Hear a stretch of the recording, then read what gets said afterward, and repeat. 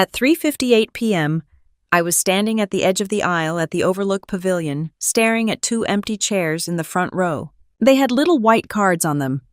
Richard Harper, Elaine Harper, my parents' names. They weren't sitting there. They were in the back row. I didn't notice at first.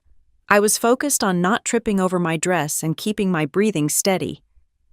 My Uncle Mark, a retired Marine with knees that sound like bubble wrap when he walks, was holding my arm. He leaned over and whispered, "You good?" I nodded. The music started. 17 bridesmaids would have been excessive, so I kept it simple. 4 bridesmaids. 1 flower girl. A string quartet that cost more than my first car. 170 guests seated under soft October light. Maryland fall. Clear sky. Perfect weather. The kind of day people say is a blessing. Then I saw them. Back row, far left. My parents. They weren't just sitting in the back. They looked like they were attending a zoning board meeting. Arms crossed, faces flat, no eye contact. My mother didn't wave. My father didn't smile. I kept walking. Daniel was waiting at the altar. Gray suit, calm, steady, former Army JAG. The kind of man who reads contracts for fun. When our eyes met, he gave me a small nod like we were about to start a briefing, not a wedding. The ceremony began. The officiant welcomed everyone, thanked them for coming, talked about love and commitment. The usual. I stayed focused on Daniel's hands. Strong grip, warm, real. Then the officiant reached that line. If anyone has reason, these two should not be joined in marriage, speak now or forever hold your peace. Nobody ever says anything at that part. It's tradition. Symbolic. But chairs moved. I heard the scrape before I saw him. My father stood up. The air shifted in this pavilion. Conversation stopped mid-breath. Even the string quartet seemed confused. He didn't yell. That would have been easier. He spoke clearly. Calm. Controlled. We can't support this. 170 heads turned. My mother stood next to him, already dabbing at her eyes. Like this was a tragic courtroom scene and not her daughter's wedding. My father continued. You chose to move forward knowing your sister couldn't be here. That's not how this family works. No shouting, no swearing. Just a public statement of disapproval. It hit harder that way. There's something about being corrected in front of a crowd that makes you feel 12 years old again. I didn't look at the guests. I didn't look at my mother. I looked at Daniel. He squeezed my hands once. My father added one more thing. Actions have consequences. Then he turned, placed his hand on my mother's back and walked down the aisle. Out of the ceremony. Past my coworkers. Past my commanding officer. Past Daniel's parents. No one moved. The sound of heels on stone echoed longer than it should have. When the doors closed behind them, the silence sat there. Heavy. Uncomfortable. The officiant looked at me like he was waiting for instructions. Uncle Mark leaned slightly toward me again. You want to pause? I shook my head. Continue, I said. My voice didn't crack. We finished the ceremony. Vows. Rings. A kiss that felt less like a romantic movie and more like a decision. The applause came slowly at first, then stronger. Not loud enough to erase what just happened, but enough to move forward. As we walked back down the aisle, I saw a mix of expressions. Shock, anger, embarrassment on behalf of my parents. A few people already typing on their phones. Probably group texts lighting up. Daniel's mother hugged me tight at the end of the aisle. I'm so sorry, she whispered. I gave her a small smile.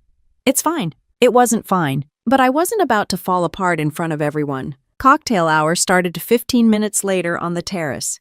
Open bar helps people process trauma. That's just math. I stepped outside into the crisp air. The sun was starting to dip behind the trees. Guests gathered in small clusters. The volume was low but intense. Did that really just happen? Over a vacation. I can't believe they walked out. I kept my posture straight, shook hands, accepted hugs, thanked people for coming. A colonel from my brigade approached me carefully. Major Harper, you handled that with composure. Thank you, sir. He nodded once and moved on. Daniel stayed close but didn't hover.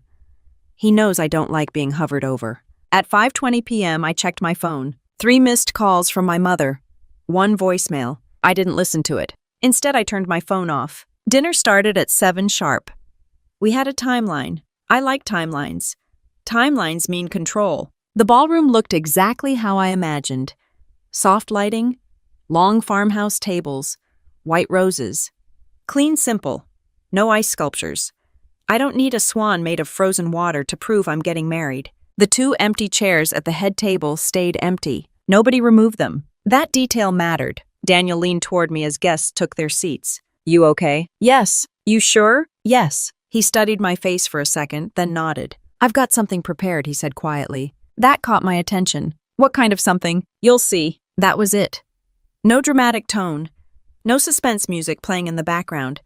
Just a simple statement. The best man gave his toast.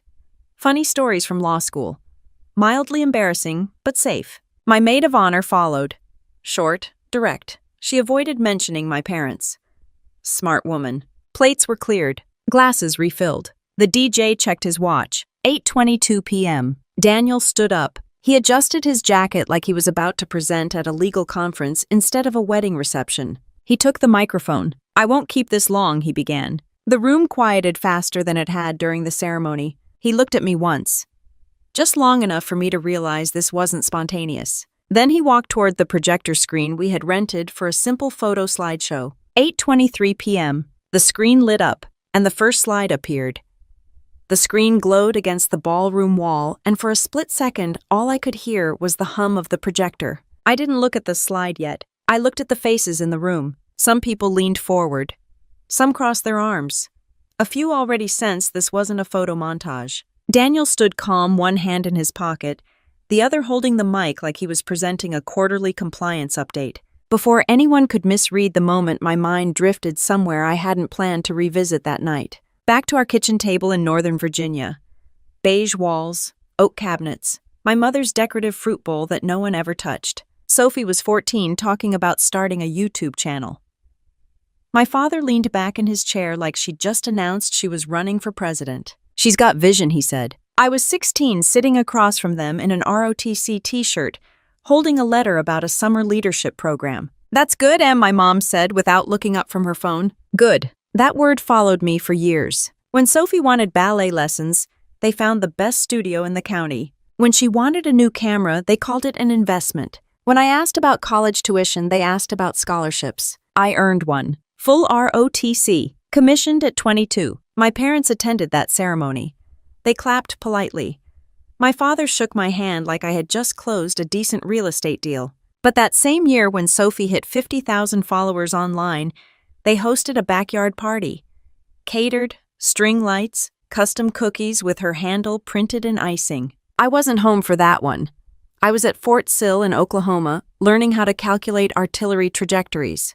Different worlds, different applause. When my grandfather passed in 2018, the family gathered at his house in Annapolis.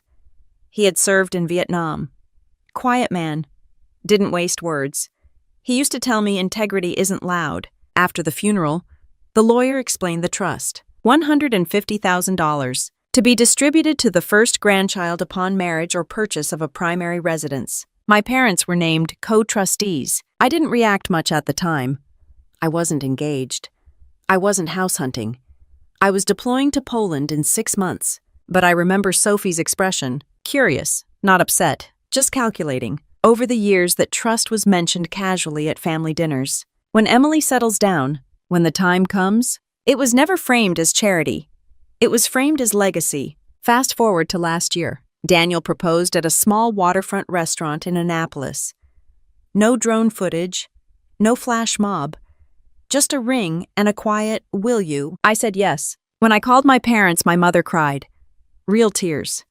My father said he was proud. For a few months, things felt normal. They toured venues with me once, approved the caterer, suggested a band I politely declined because I didn't want a cover version of Sweet Caroline echoing through my wedding. We booked the Overlook Pavilion 18 months in advance. Non-refundable deposit. Contracts signed. Save the dates went out. Everything was scheduled like a military operation. Then Sophie booked Maldives, a brand partnership retreat, 2 weeks. Ocean villas. Influencer panels. The dates overlapped exactly with October 18th. When my mother called, her tone wasn't dramatic. It was strategic. Is there any flexibility? No, I told her. The contract's locked. Could you move it to November? Guests already booked flights. A pause. Sophie can't miss this. That was the first time the conversation felt like a negotiation instead of a discussion. I explained the deposits, the vendor timelines, the cost. My father joined the call halfway through. "You're in the army," he said. "You understand sacrifice." I actually laughed at that. "Yes, I do," I replied. "That's why I planned ahead." He didn't find it funny. "It's one date, Emily. It's my wedding." Silence. Then came the sentence that shifted everything. "If you move forward, knowing your sister won't be there, don't expect us to support it." Support meant more than attendance. It meant the trust. I didn't ask about the money.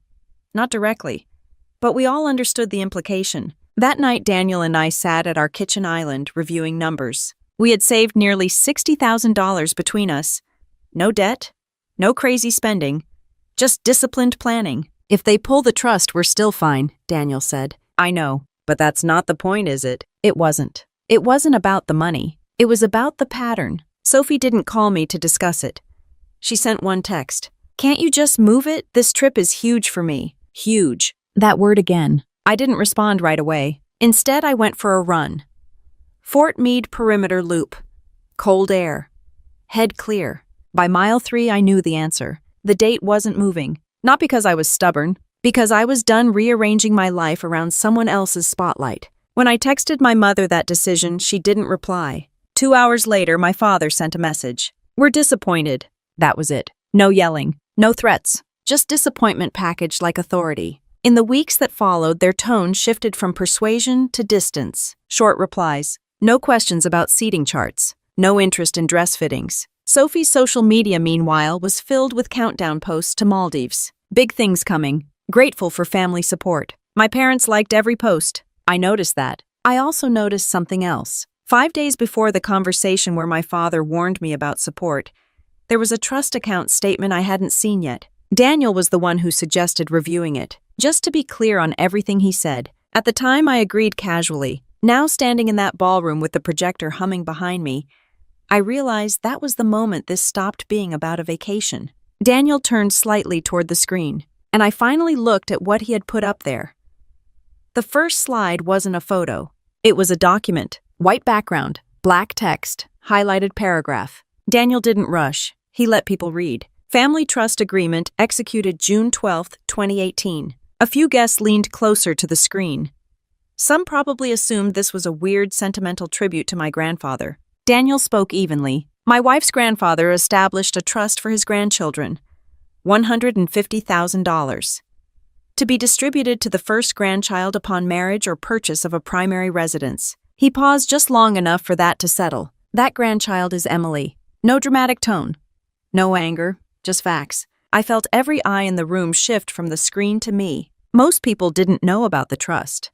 It wasn't public knowledge. It wasn't gossip material. It was a private family arrangement tied to my grandfather's estate. Daniel clicked to the next slide. The clause was zoomed in, highlighted again, to be used at the beneficiary's discretion. He looked at the room. That means the trustees are obligated to act in the beneficiary's best interest. Trustees, plural. My parents. The room was still quiet. Not confused. Focused. Daniel continued. When Emily and I got engaged, we began planning this wedding almost 2 years in advance. We did not rely on the trust funds. We budgeted based on our own savings. He didn't look at me when he said it. He didn't need to. We both knew that part mattered. We paid deposits. We signed vendor contracts.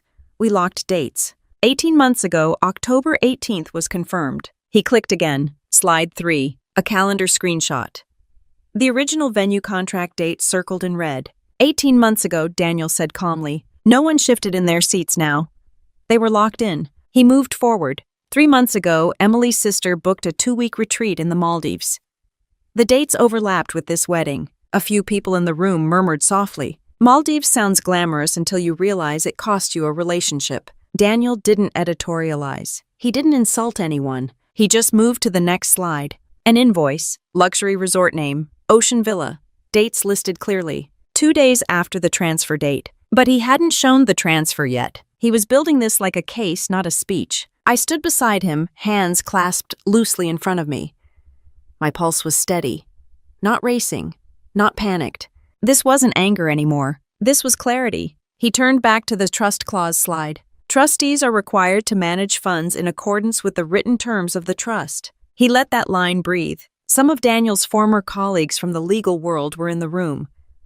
I could see recognition in their eyes. He clicked again. Slide 5. Bank statement. Highlighted line. Transfer $90,000. Date 5 days before my father told me they wouldn't support the wedding. Recipient Sophie Harper. Memo line advance distribution. The room didn't gasp. It absorbed. That was worse. Daniel didn't raise his voice. 5 days before asking Emily to move her wedding date, $90,000 was transferred from the trust to her sister. Silence. The math was simple. The trust had $150,000. 90,000 gone. 60,000 left. I remembered that conversation now in sharper detail. My father saying, if you move forward knowing your sister can't attend, don't expect support. At the time, it felt like pressure. Now it looked like cover. Daniel clicked back to the invoice slide. The Maldives retreat was booked 2 days after this transfer. He didn't accuse. He didn't use the word illegal. He didn't need to. The sequence spoke for itself. I saw my Aunt Rachel in the third row slowly shake her head.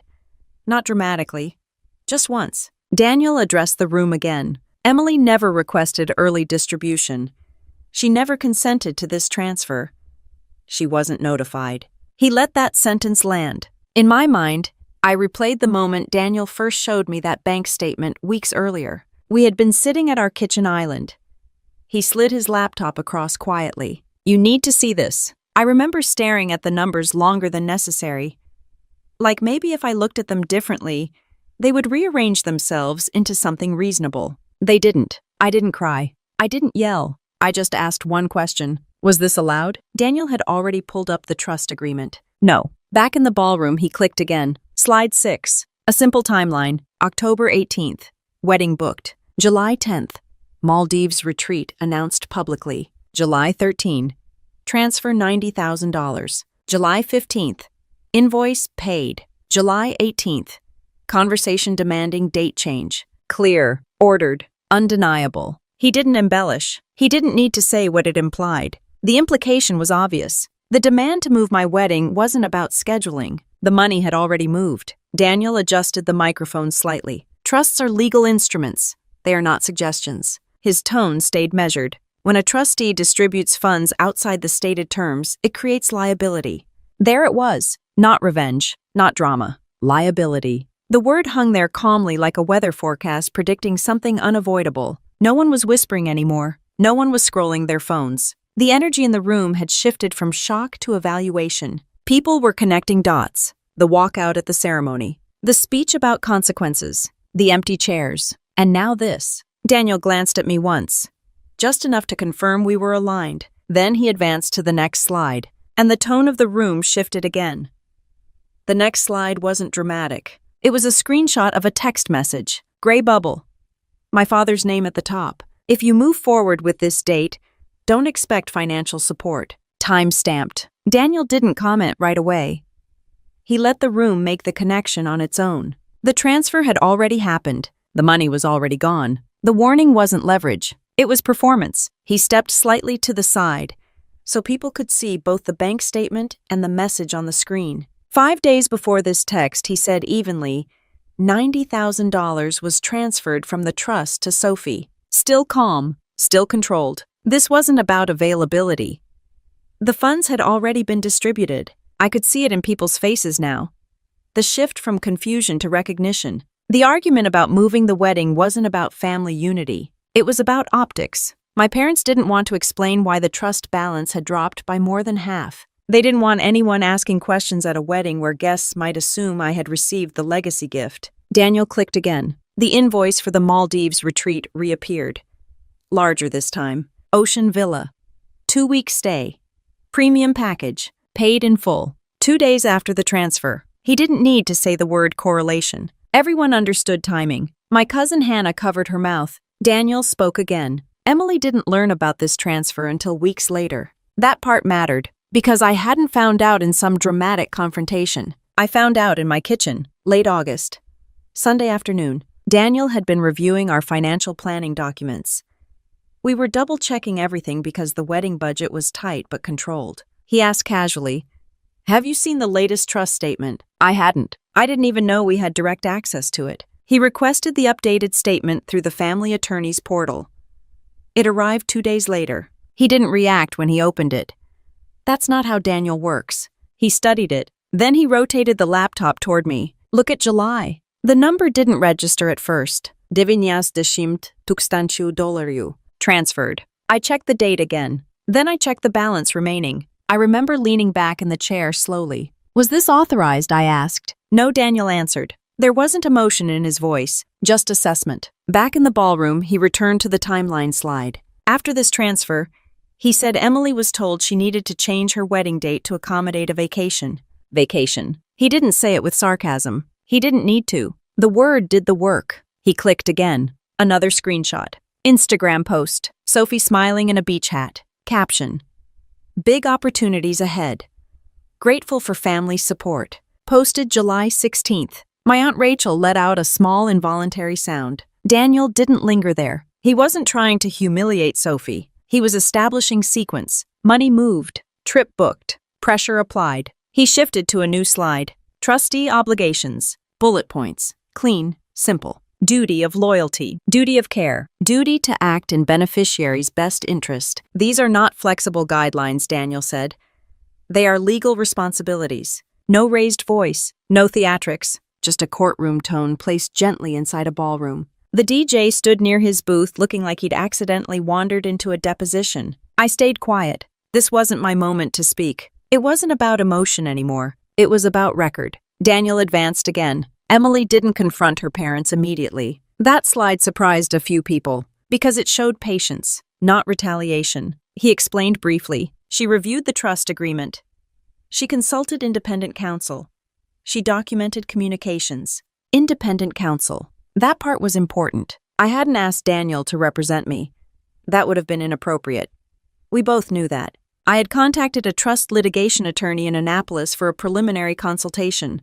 Quietly. No lawsuit filed at that point. Just clarification. The attorney confirmed what the document already suggested. The distribution didn't align with the trust's written terms. Back in the ballroom, Daniel looked around the room once more. This wasn't an emotional disagreement about scheduling. He paused. This was a financial decision that had already been made. The phrase landed heavily. Financial decision, already made, which meant the argument about humility wasn't corrective. It was deflective. Daniel stepped slightly back from the screen. The slide shifted again. This time it wasn't about money. It was about action. An email header appeared. From Elaine Harper to venue coordinator. Subject urgent. Event date. A few guests inhaled sharply. Daniel didn't rush this one. He let the header sit there for a moment before reading, requesting information regarding postponement options.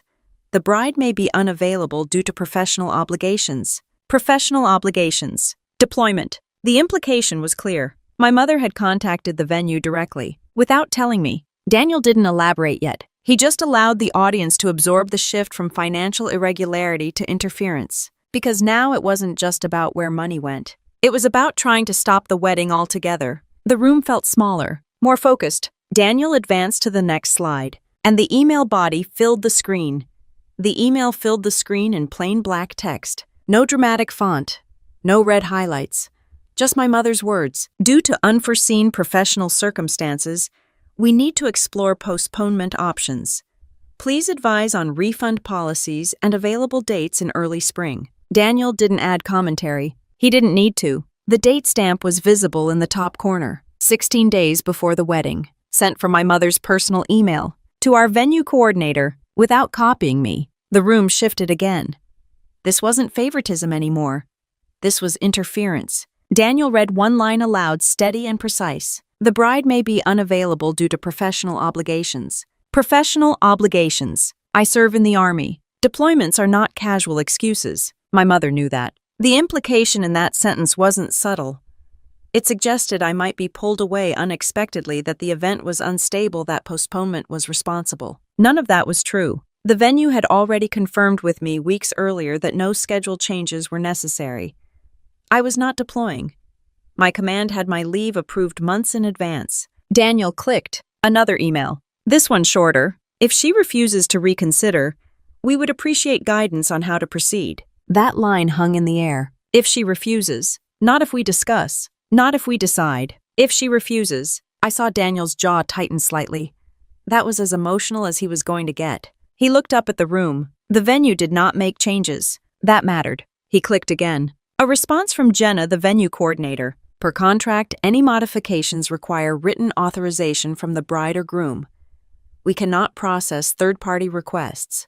Clear, professional, unambiguous. A quiet wave of relief passed through me again, even though I had already lived this part weeks ago. Because when I first read those emails, my stomach dropped. I had been at work on base when the notification came in. Subject line clarification needed. I stepped into an empty conference room to read it. 3 forwarded emails from my mother. 2 voicemails transcribed. One asking about postponement penalties. One asking about deposit return timing. At the bottom of Jenna's message, one simple question. Is everything okay? That question hit harder than the emails, because it meant the venue sensed something wasn't right. I called Jenna immediately. I'm not postponing, I told her. Her voice was calm. I figured.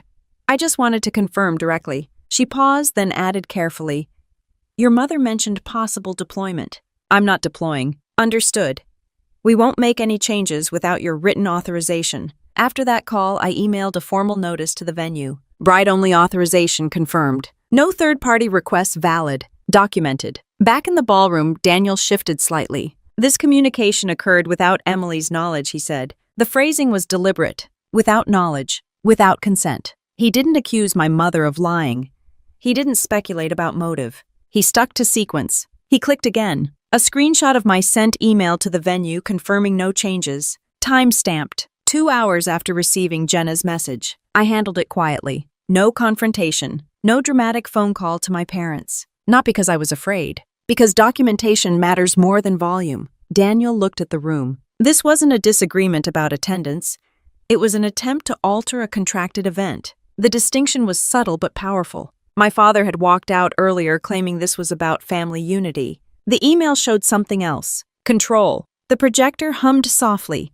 The DJ stood motionless near the booth, arms folded, watching like everyone else. Daniel advanced to another slide. A text message from my mother. 3 days after the email exchange. If you move forward with this wedding, you're choosing pride over family. I remembered reading that message late at night. I didn't respond. Not because I didn't have words. Because I had already made my decision. Daniel addressed the room again. Emily did not escalate this. She did not post about it. She did not threaten legal action. She continued planning her wedding. A few guests nodded subtly. People who had been through family drama recognized restraint when they saw it. He moved to the final slide in this sequence. A simple summary. Transfer $90,000. Maldives invoice paid. Demand to change date issued. Venue contacted without authorization confirmed. No bold fonts, no accusations, just sequence. The power of sequence is that it removes argument. It becomes pattern. Daniel lowered the clicker slightly. My wife was told she needed humility. The word landed differently now, not as moral correction, as leverage. He let the silence hold. Then he added one sentence. Humility does not require deception. That was the closest he came to emotion. And even that sounded like a closing statement, not an attack. I scanned the room. No one looked confused anymore. Some looked angry. Some looked disappointed. Some looked like they were recalibrating everything they thought they knew about my parents. The 2 empty chairs at the head table felt heavier now. Not symbolic. Explanatory. Daniel glanced at me again. A silent check-in. I nodded once. He adjusted the microphone slightly and shifted the slide forward. And this time it wasn't a document. The new slide was simple. No legal text, no bank statement, just a calendar. 52 days highlighted in gray. Daniel didn't explain it immediately. He let the number sit there. After the date dispute, he said evenly, Emily's parents stopped speaking to her. No exaggeration, no dramatic adjectives. Stopped speaking. The calendar on the screen marked the gap between my text confirming the wedding would proceed and the week of the ceremony. 52 days. I remembered how that silence felt in real time. Not explosive. Just steady. No calls. No updates. No questions about seating or catering. When I texted my mother to confirm dress-fitting photos, she left it on red. When I sent the rehearsal dinner schedule, no response. But Sophie's social media was active, counting down to something big. Family always has my back. My parents liked every post. Daniel clicked. A screenshot of my sent messages. Polite, direct. Just confirming arrival time. Please let me know if you need parking details. All unanswered. He didn't linger there long. The point wasn't emotional neglect. It was pattern. Then he advanced to the next slide, a short email header from me. To S2 Security Office. Subject disclosure. Family financial matter. A few heads tilted slightly. The military layer. Daniel addressed it calmly. As a cleared Army officer, Emily is required to proactively disclose financial situations that could be misinterpreted. He didn't dramatize it. There was no clearance investigation, no crisis, just responsibility. I remembered sitting at my desk at Fort Meade drafting that email, not because I was in trouble, because I knew how things can look from the outside. Trust funds, family disputes, transfers. Even if you're not financially exposed, you document. I kept the email simple. Family trust dispute regarding distribution. No personal debt incurred. No financial vulnerability. The response came the next day. Noted. No action required at this time. Professional.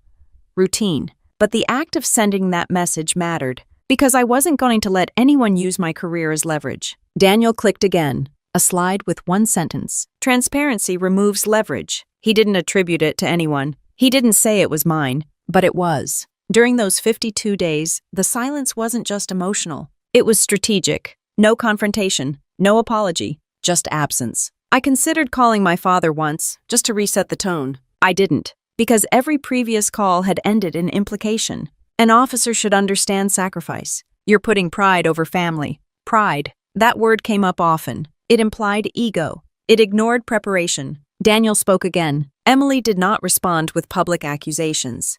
She did not post online.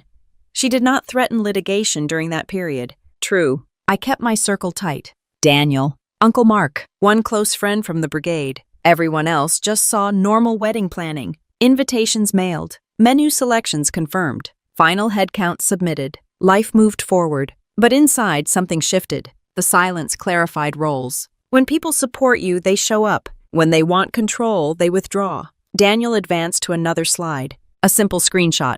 Leave approval confirmation from my command. Dates approved months in advance. No deployment orders. No schedule conflicts. This mattered because of my mother's email to the venue. The implication that my professional obligations might interfere. They wouldn't. I had done what I always do. Plan early. Submit paperwork. Secure approval. The Army didn't create chaos in my life. It created structure. Daniel continued. Despite the trust transfer and the venue interference, the wedding proceeded as contracted. That sentence was calm, almost boring, which made it powerful. No last-minute scramble. No vendor cancellation. Just execution. He moved to another slide. A single image. The rehearsal dinner table the night before. Empty seats where my parents chose not to attend. No commentary. No explanation. The image spoke quietly. Daniel lowered the mic slightly. Silence can be a form of pressure, he said. He wasn't looking at the screen now. He was looking at the room. But it can also be a form of clarity. That line settled differently. I didn't feel pressured in those 52 days. I felt informed. Informed about priorities. Informed about alignment. Informed about who was actually standing beside me. Daniel stepped back toward me slightly. The room was still. The earlier shock had transformed into attention. This wasn't chaos. It was sequencing. Money moved. Pressure applied. Silence imposed. Venue contacted. Clearance disclosed. Wedding continued. Everything documented. Daniel took a breath. Not dramatic. Measured. Then he adjusted the slide forward, and the screen changed again. The next slide wasn't text. It was a still image. A frame from the ceremony video. My father standing. Mid-aisle. Mouth slightly open. Captured from the live feed camera mounted near the arch. Daniel didn't say anything at first. He let the image sit there. I had almost forgotten we had a live video setup streaming to a private link for a few relatives overseas. The videographer had given us access to the footage the same evening. Clean audio. Clear angle. The still image shifted to motion. A 10-second clip. The officiant's voice in the background. Soft. Formal. If anyone has reason. Chair scrape. My father rising. We can't support this. The sound of fabric moving. My mother's heels. The camera caught the side of my face. Still. Unblinking. The clip ended before the doors closed. Daniel muted the audio before replaying it once more. Not to embarrass. To confirm. Then the screen returned to the still image. No one in this room deserved to be put in the middle of a family disagreement, Daniel said evenly. No raised voice. No sarcasm. Just acknowledgement. He stepped aside so the image was fully visible. This wasn't a private conversation, he continued. It was a public statement. That word mattered. Public, because that was the choice. My father could have declined quietly. He could have stayed seated. He could have expressed disapproval later. Instead, he stood up in front of coworkers, friends, extended family, my commanding officer, and Daniel's parents. He made sure everyone heard it. That detail wasn't lost on the guests. I saw it in their posture. Some sat straighter, some shook their heads. Daniel moved to the next slide. A close-up still of the empty front row chairs. Name cards visible. Richard Harper, Elaine Harper. No one had moved them. He didn't narrate the symbolism. He didn't need to. The room had already lived it. He turned slightly toward the audience. Emily did not ask for the ceremony to pause. He glanced at me briefly. She chose to continue. I remembered that moment clearly. The officiant looking uncertain. Uncle Mark asking quietly if I wanted to stop. I had thought about it for maybe half a second. Then I decided, continue, because stopping would have handed them the moment. Daniel clicked again. Another still image. Daniel and I at the altar, hands clasped. The angle made it clear while my father spoke, we never turned toward him. We stayed facing forward. Disagreement does not nullify commitment, Daniel said calmly. That line landed softer than the earlier slides. But it shifted the emotional tone. This wasn't just about money anymore. It was about intent. My parents intended to disrupt. I intended to proceed. Daniel lowered the microphone slightly. The decision to walk out was theirs, he said. The decision to continue was ours. No applause yet, just stillness. Then he clicked to the next slide, a screenshot of a text message sent 15 minutes after the ceremony ended. From my father, you made your choice. Time-stamped 4:26 p.m. That part was new to many in the room. Because I hadn't mentioned it during cocktail hour. I hadn't confronted anyone. I simply turned my phone off. Daniel read the message once. No commentary. He didn't read my response. Because there wasn't one. He advanced again. A final image from the ceremony. Daniel placing the ring on my finger. The officiant smiling, slightly regaining rhythm. Guests standing for applause. It was subtle, but the frame captured something important. No chaos. No collapse. The ceremony finished with structure. Daniel faced the room again. Public humiliation was intended, he said evenly. Public clarity is appropriate. That line changed the air. Not aggressive, balanced. He wasn't attacking my parents' character. He was identifying behavior. Then he stepped closer to me, but still addressed the room. No one here was meant to witness family conflict tonight, he continued. But once it became public, facts matter. Facts. The word had been threaded through every slide so far. Trust clause. Transfer. Invoice. Emails. Silence. Walkout. Facts. He let the silence settle again. It wasn't uncomfortable anymore. It was attentive. Measured. The DJ hadn't moved. The bartenders were still behind the bar, pretending not to listen. Daniel looked at me once more. I gave him a small nod. Then he turned back to the laptop. And this time the slide that appeared wasn't about the past. It was about consequence. The next slide was just one word. Integrity, white background. Black text, centered. Daniel didn't define it. He let the words sit there. Then he spoke. When you walk out of your daughter's wedding to make a statement, that's a choice. He paused, not for effect, but for clarity. When you transfer trust funds outside the written terms, that's a choice. Still calm. When you contact a venue to alter an event without the bride's knowledge, that's a choice. The word repeated, but it didn't feel repetitive. It felt deliberate. He wasn't arguing about emotion. He was establishing accountability. He moved to the next slide. A simple breakdown of numbers. Trust balance before transfer, $150,000. Transfer to Sophie, $90,000. Remaining balance, $60,000. Wedding cost summary. Venue deposit, $14,000. Catering, $18,000. Photography and video, $6,200. Dress and alterations, $3,800. Miscellaneous vendors, $12,000. Paid from our savings. No contribution from trust funds. He didn't accuse anyone of refusing to pay. He didn't need to. The numbers stood on their own. We planned within our means, Daniel said. We didn't depend on inherited funds to move forward. That distinction mattered, because this wasn't about entitlement. It was about misuse. He clicked again. A short bullet list appeared. No prior notice of distribution, no beneficiary authorization, no written amendment to trust terms. Each point displayed for a few seconds. Not overwhelming. Clear. Then he closed the laptop, slightly stepping forward without the visual aid. For anyone wondering why this is being addressed publicly, He said the ceremony was made public. He gestured gently toward the ballroom. When something is turned into a public lesson, clarity should be public too. There it was. Not revenge, not retaliation. Clarity. I could see the moment shift in the room. Not explosive, not dramatic, but steady. Guests weren't just reacting anymore. They were recalibrating. Daniel's voice stayed level. No one here is being asked to take sides, he said. You're being shown documentation. That line disarmed the tension. He wasn't asking for loyalty. He was presenting record. He turned slightly toward me, then back to the audience. Emily has served this country for over a decade. She has deployed when asked. She has followed regulations. She has reported financial matters proactively. He didn't exaggerate my career. No medals highlighted. No praise beyond fact. She handled this the same way she handles everything else. With documentation. A faint ripple of quiet acknowledgement moved through the room. He stepped back toward the screen one last time. The final slide appeared. A side-by-side image. Left side my father standing during the ceremony. Right side the trust clause. No caption. No commentary. Just juxtaposition. Choice. Obligation. He let that image remain for several seconds. Long enough that no one mistook it for coincidence. Then he turned off the projector. The hum stopped. The screen went blank. And for the first time all night, there was no visual anchor. Just the room. Daniel lowered the microphone slightly. That's all he said. Not thank you. Not good night. Just finality. For a moment, no one moved. No applause. No whispers. Just silence. The kind of silence that happens when information lands heavier than expected. Then someone in the third row stood. My Aunt Rachel. She didn't clap dramatically. She just stood up.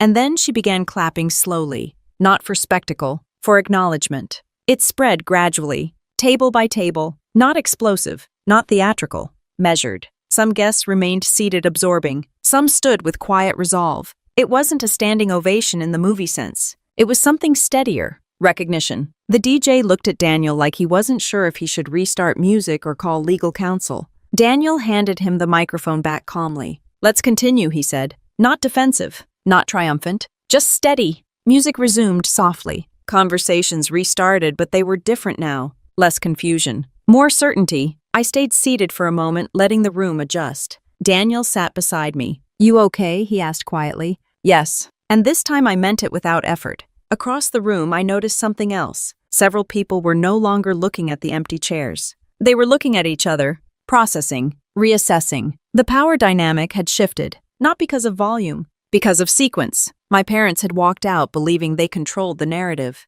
They assumed silence would protect them. They assumed public disapproval would intimidate me. Instead, documentation reframed the entire night. No shouting, no scene, just record. A few guests approached quietly. Short nods, brief hand squeezes, no gossip. Just acknowledgement. Daniel leaned back in his chair slightly. The weight in the room had changed texture. Less sharp, more settled. The event continued. Dinner plates cleared. Glasses refilled. Laughter slowly returned in pockets. Not forced, natural. And somewhere in that shift, the humiliation of 4 p.m. no longer defined the night. It had been replaced by something quieter, something steadier. Not victory, not revenge, just balance restored in public view. I glanced once more at the doorway where my parents had exited earlier. It didn't feel heavy anymore. It felt distant, and the evening continued. By 9:12 p.m., 3 different people had shown Daniel screenshots on their phones. The video was already online. Not professionally edited, not sensationalized, just a clip from the reception.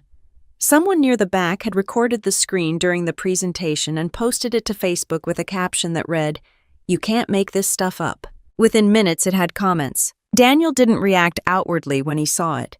He just nodded once and handed the phone back. "Leave it," he said quietly. "We didn't repost it. We didn't share it. We didn't add commentary." The record had already been shown to everyone who mattered in that room. But public space has its own momentum. By the time we left the venue that night, my phone powered back on after dinner had 14 notifications from extended family members who hadn't attended. Some were asking if it was real. Some were apologizing. One uncle simply texted, "I had no idea." I didn't respond to any of them. Not out of anger, out of discipline. Monday morning I was back on base. Uniform pressed, hair tight, routine intact. I requested a short meeting with my brigade commander. Not dramatic, just proactive. "There's a family matter that may circulate locally," I told him. "It involves a civil trust dispute. No financial liability on my part. He didn't look surprised. Is there any misconduct on your end? He asked. No, sir. Any legal exposure that affects your clearance? No, sir. He nodded once. Handle it off duty. Keep me informed if it escalates. That was it. No reprimand. No investigation. No special attention. Just acknowledgement. I walked out of that office feeling steady. Because when you live inside regulations long enough, you know the difference between perception and violation. This was perception. Documentation kept it from becoming anything else. By Tuesday afternoon, the local dealership's Google page had new reviews. Not hundreds, not chaos, but noticeable. Comments referencing family integrity and trust funds. We didn't coordinate that. We didn't encourage it. Public information moves on its own. Daniel and I met with the trust litigation attorney that Thursday in Annapolis. Not a friend, not someone connected to Daniel's firm. Independent counsel. We laid out everything. Trust agreement, bank statement, email correspondence, text messages. The attorney read quietly for nearly 40 minutes. Then he looked up. This distribution doesn't align with the stated terms, he said. He didn't say illegal. He said misaligned. Measured language. He explained the options. Demand letter, formal complaint, mediation, or ignore it and move on. Ignoring it wasn't discipline. It was surrender. We authorized a formal demand letter first. It outlined the discrepancy, requested full accounting of trust funds, requested restoration of the distributed amount, no threats, no accusations beyond what was documented. It was sent certified mail.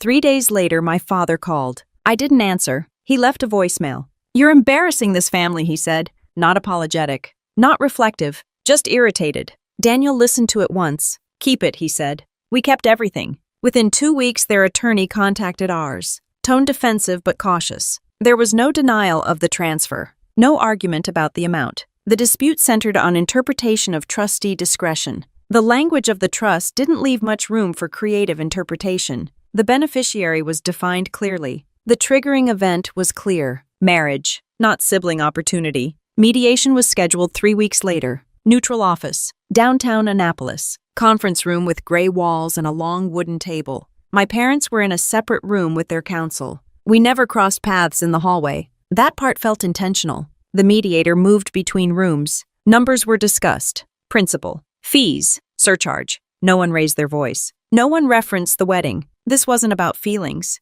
It was about fiduciary obligation. After 4 hours, the mediator entered our room again. They're prepared to restore the full $150,000, he said. He paused, plus $32,000 in surcharge and $18,000 toward legal fees. Total $200,000. Not dramatic, not punitive beyond reason, just correction. Daniel looked at me. I nodded. One condition was added. Written acknowledgement that the prior distribution did not comply with trust terms. No public apology. No press statement. Just record. They agreed. Funds were wired within 5 business days. Clear, traceable, documented. I didn't feel triumphant when the wire hit our account. I felt balanced. The trust had been restored in principle, even if not in spirit. 2 weeks later, the local news cycle moved on to something else. Dealership reviews stabilized. Online conversations faded. People have short attention spans. Systems endure longer. On-base life remained consistent. Training schedules. Briefings. Preparation for the promotion board results that would arrive months later. Nothing in my record reflected the dispute, because nothing in my conduct violated regulation. The silence that followed mediation was different from the earlier 52 days. This silence wasn't strategic pressure. It was distance, intentional, clean, and with the funds restored and documentation complete, there was nothing left unresolved on paper. The wire confirmation email arrived on a Tuesday at 10:14 a.m. Subject line funds received. I was in my office at Fort Meade, reviewing a cyber readiness brief when my phone buzzed on silent. $200,000 restored principal. Surcharge. Legal fees. Clean transfer. No dramatic message attached. No note from my parents. Just numbers. I stared at the confirmation for about 10 seconds, then locked my phone and went back to the brief. Because money fixes accounting. It doesn't fix character. That evening, Daniel and I sat at our kitchen table with a yellow legal pad. Not planning a celebration. Planning allocation. How much do you want to put toward the house, he asked. Enough to avoid PMI, I said. Practical, predictable, boring. We found a place near Annapolis 2 months later. 3 bedrooms, 2.5 baths. Nothing flashy. Good schools, quiet neighborhood.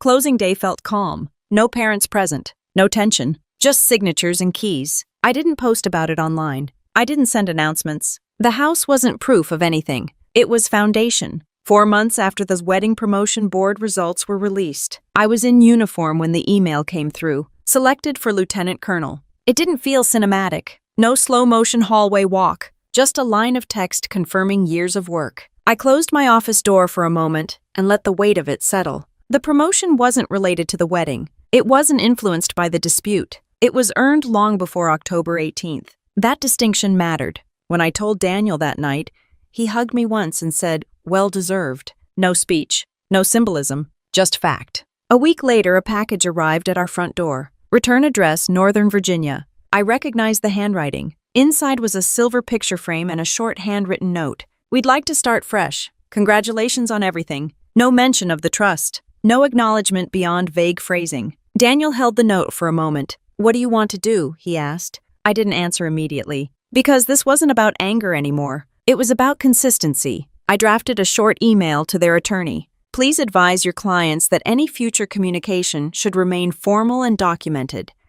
We are not prepared for personal engagement at this time. Professional, clear, no insults, no emotional spillover." We shipped the frame back via certified mail. Tracking number saved. Boundary documented. A few extended family members reached out over the following months. Some cautiously, some directly. My Aunt Rachel visited once. She didn't defend anyone. She didn't justify anything. She just sat at our new kitchen table and said, "You handled it the only way that made sense." That felt accurate, not righteous, not dramatic, just aligned. Sophie's social media presence shifted slightly. Fewer luxury captions, more neutral content. We never spoke about the settlement. We never referenced the wedding. Silence can be a reset, but only when it's chosen. One Saturday afternoon, Daniel and I were assembling a crib in what would become a nursery. Soft gray walls, simple furniture, nothing over-designed. We weren't telling many people yet, just living it quietly. He looked up from the instruction manual and asked,